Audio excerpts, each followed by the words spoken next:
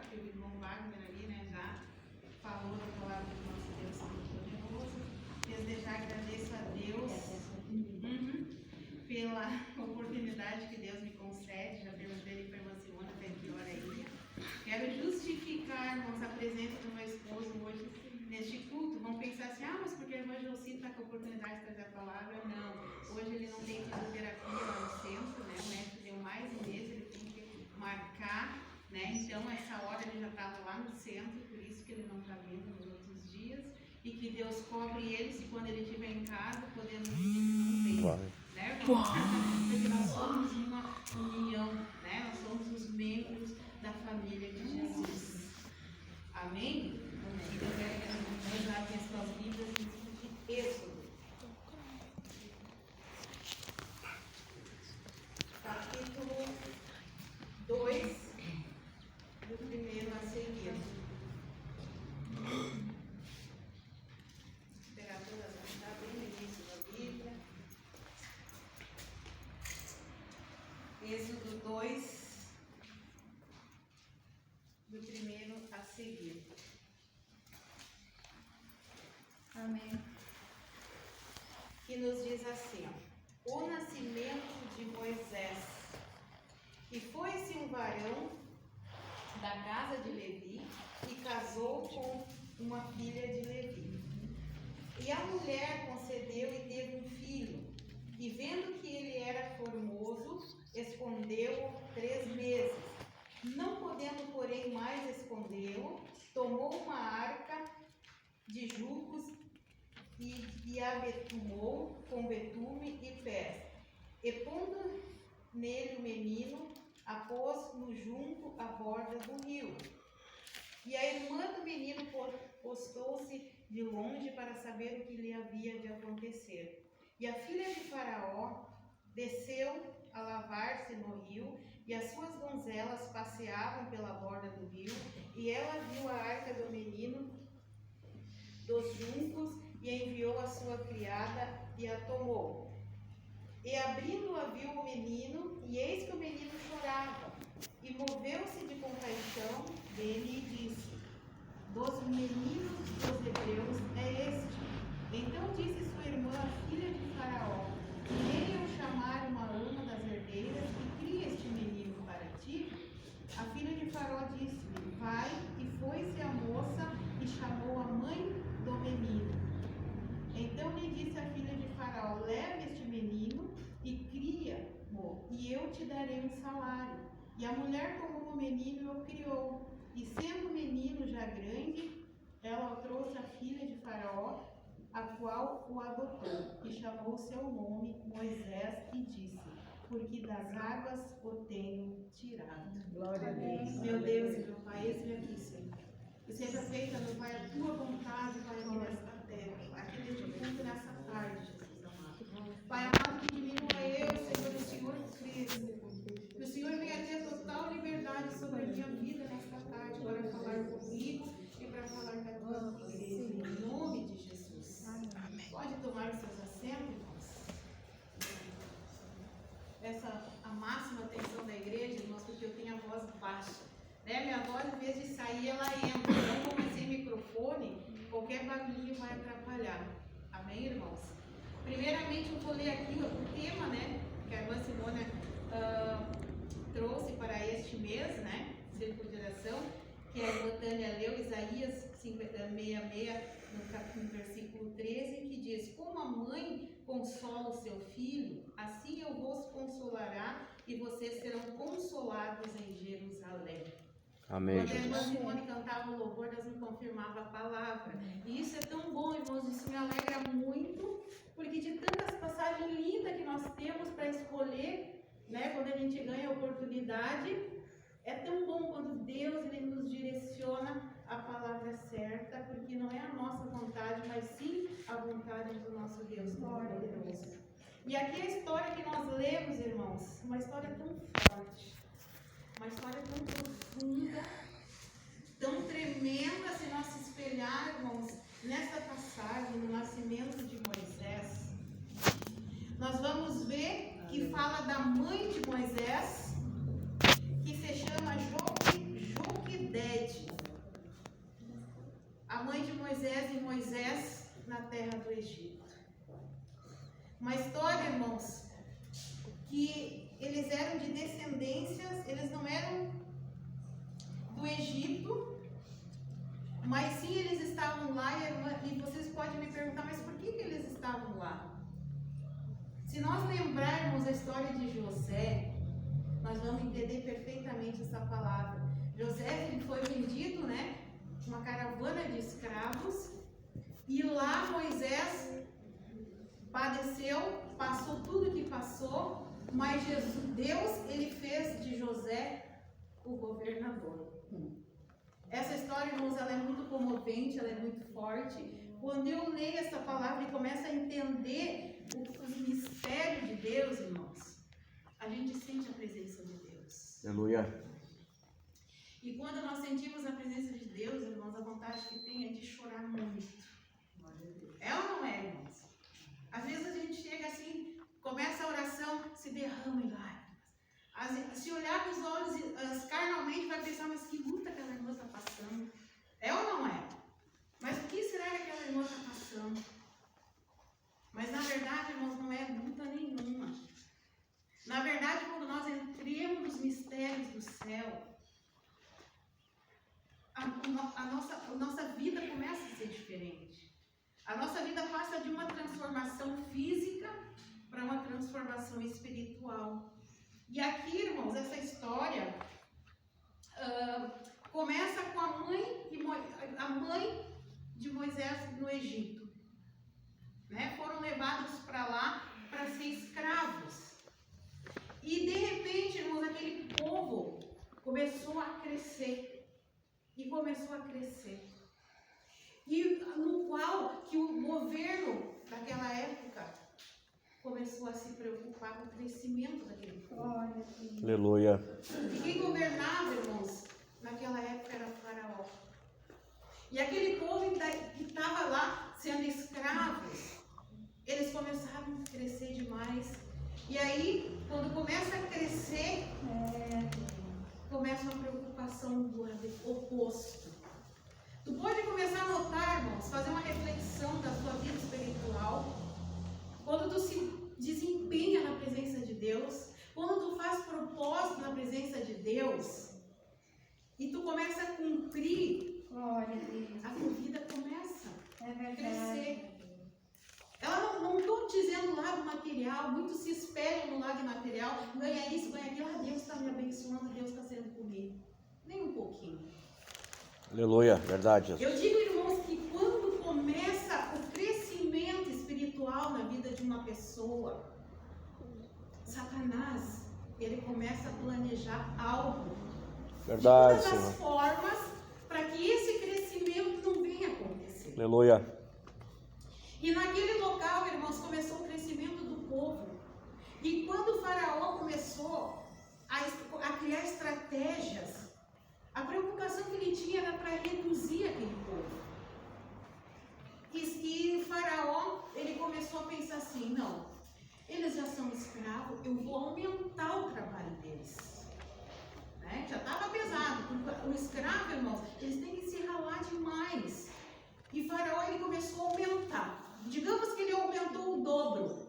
Porque ele achando, meu Deus, esse pessoal aí vão se matar quase trabalhando, né? E não vão ter mais força para mais nada. Mas deu ao contrário. Quanto mais serviço eles davam, mais o povo aumentava. E o Faraó começou a notar e disse, não, mas esse plano aí não deu certo. Aí ele começa a pensar uma outra estratégia para diminuir aquele povo. Aí a estratégia que ele deu, irmão, se você ler essa passagem desde o começo, vocês vão ver que o diabo, usando o Faraó, o diabo ele queria entrar nas parteiras daquela época. Que a Bíblia vem relatar que eram duas mulheres egípcias.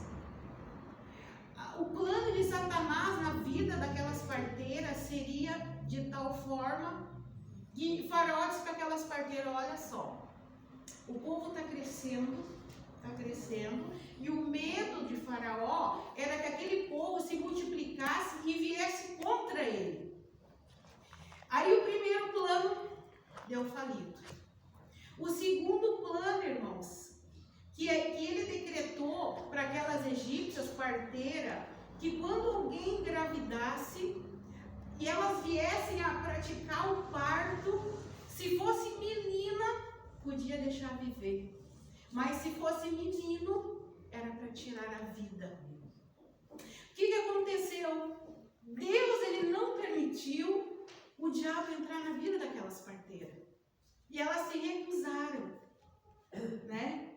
Porque, irmãos, elas sabiam que tirar vidas, isso não provinha de Deus.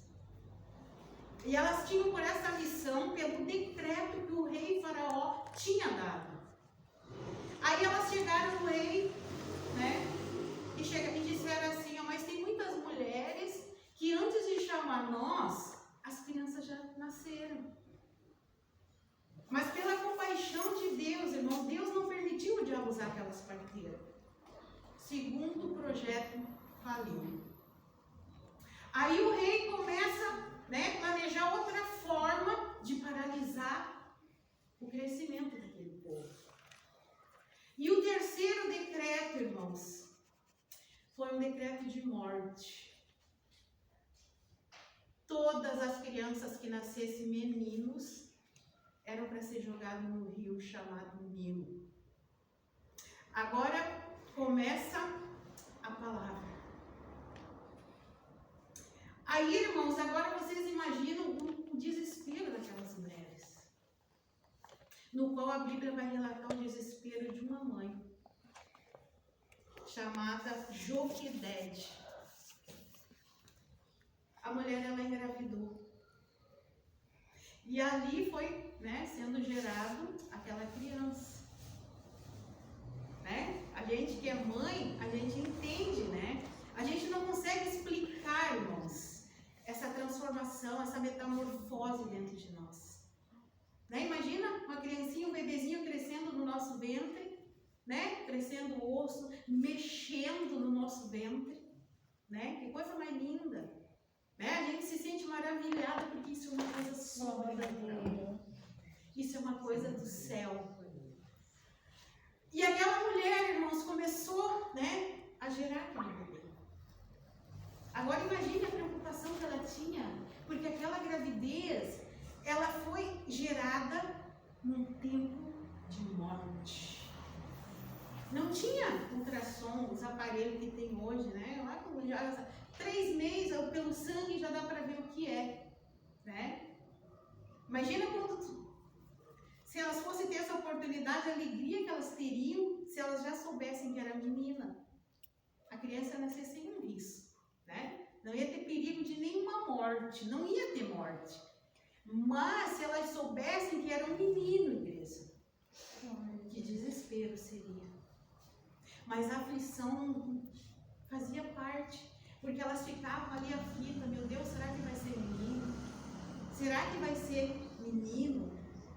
E ali, irmãos, começou a ser gerado aquele bebezinho, né? Mexendo no ventre, aquela alegria de ser mãe, mas aquela incerteza de que ela ficaria com o bebê ou não. Estava sendo gerado. E agora para imaginar, igreja, quando a gente tem um sonho, né? Quando a gente tem, irmãos, dentro da gente uma coisa que para nós é impossível.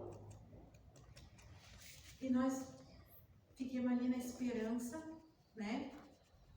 E quantas coisas vêm sobre nós para tentar matar este sonho.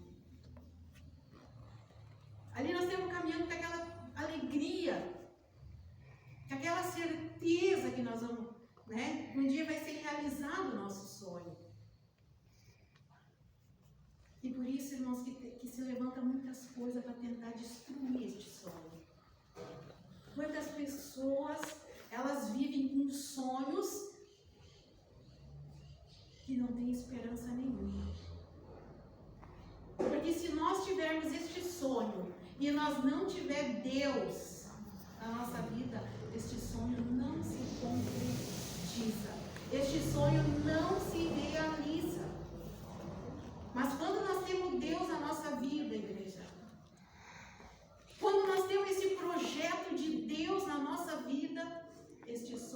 realizado. Passa o que passar, chora o que chorar, mas este sonho é realizado. E ali começou aquela mulher, né, com seus 9 meses de aflição. Eu imagino um desespero tamanho. Ela sabendo que muitas crianças já tinham nascido menino e os guardas eles tinham autoridade para entrar dentro das suas casas e tomar os seus meninos e largar no rio para que os bichos lá, os tubarões, crocodilo, viessem comer. Ela já sabia que estava acontecendo em quantas partes isso aí. Ao redor dela estava acontecendo. E ela com um projeto de Deus no seu ventre. Irmãos, quando nasceu este bebê desta mulher, era tão lindo. Ela não precisou de parteira. Quando nasceu este menino, ele era tão lindo, igreja, que esta mulher, ela escondeu este menino. Porque se ela não tivesse escondido, os guardas vinham e jogavam no rio. Irmãos, e aquela criança, agora imagina, com 3 meses, ela teve que esconder. Imagina uma criancinha chora, né? Criancinha chora. Não tem como evitar o choro de um bebezinho. E aquela mulher tinha que fazer de tudo para esconder. Aí que eu imagino que Miriam, né, naquela parte que ela dança, que ela toca, eu acredito que quantas vezes ela fez isso para que este bebê não viesse, né, ser escutado por alguém. Porque ninguém tinha que saber, podia saber que tinha uma criança, menino dentro daquela casa. Quantas vezes nós temos que esconder os nossos sonhos, né? Muitas vezes nós não podemos contar os nossos sonhos sem chegar à hora certa. É ou não é, igreja? Ninguém precisa saber dos nossos sonhos. Porque, irmãos, os nossos sonhos, eles têm que depender de Deus. E os nossos sonhos não podem depender de homem algum. Os nossos sonhos, eles são dependentes de Deus. Porque, irmãos, quando Deus ele colocou Moisés dentro do ventre da sua mãe, ele foi colocado como um projeto. E quando Deus, irmãos, ele coloca este projeto na nossa vida, ele vai acompanhar do começo ao fim. Né? Em Provérbios diz que é um tempo determinado para todas as coisas. Fala ou não fala que é um tempo de se calar? Né? Aquele tempo daquela mulher, era o tempo dela se calar 3 meses quietinha, não posso contar para ninguém, porque senão vai atrapalhar os projetos, né? Eu corro o risco de roubarem o meu filho, de pegarem o meu filho e levar para a morte. Era um decreto de morte, não tinha o que fazer. E chega aquela mulher aos 3 meses de idade, 3 meses de vida. Era a hora, meus irmãos, né? Dela ter que entregar o seu filho. Agora imagine. Dentro desses 3 meses, irmãos, era o tempo que ela tinha para construir uma cesta. Né? Aquele relato de betume, de não sei mais o que ali, né? Ela tinha esse tempo. Aí vocês podem ver, irmãos, que Deus ele dá um tempo para nós. E nós temos que distinguir esse tempo na nossa vida. Aquela mulher quietinha, com o seu sonho quietinho dentro da sua casa. Eu não sei quanto tempo ela levou, quantos dias, uma semana, não sei se ela deixou para fazer na última hora. Noé, quando estava fazendo a arca, né? Ele teve o tempo todinho. Ele escancarou o tempo todinho, mas ninguém acreditou nele. Mas no dia que Deus precisou que aquela arca estava pronta, Noé deixou prontinha. Vocês estão entendendo o que Deus ele quer falar conosco nesta tarde?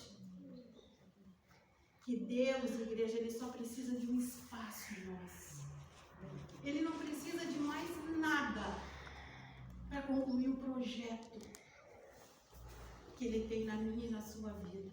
Aleluia. Verdade, Jesus. Aquela mulher, ela cedeu o espaço que era o ventre dela. E Deus, Ele quer, o nosso espaço não tem decreto de morte hoje. Né? Nós somos livres.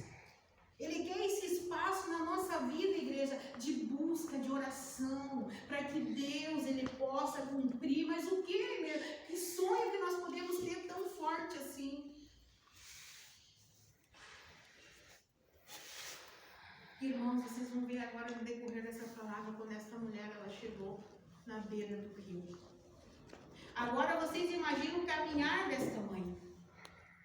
Ela teve que caminhar até o rio. E é uma diferença sobre a vida dessa mulher com as outras mulheres daquela época. Porque as outras mulheres daquela época não eram elas que levavam o seu próprio filho no rio. Eram tirados delas. Os guardas tinham essa missão de pegar os seus filhos e jogarem no rio. Essa mulher, irmãos, ela teve o trajeto dela até o rio. Eu me lembro, irmãos, para comparar essa palavra, uns períodos tão fortes sobre a minha vida, no qual eu tive 3 vezes. O meu filho Miguel passou 3 vezes por cirurgia. E quando preparavam ele no quarto para a cirurgia, né, já começava uma aflição. Por mais que a gente crê em Deus. A enfermeira subia com nós até o bloco cirúrgico, né? Mas tinha uma sala ao lado do bloco cirúrgico que a enfermeira dizia: até aqui, mãe, tu pode ficar. Passando disso, tu não pode mais.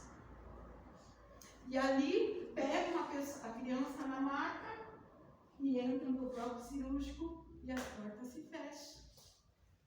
3 vezes. Eu tive que passar por isso. E aquela mulher, irmãos, não era diferente. Era como se eu entregasse o meu Miguel. Deus, agora é contigo. Né? A minha parte eu já fiz. Agora é o Senhor e o meu Moisés.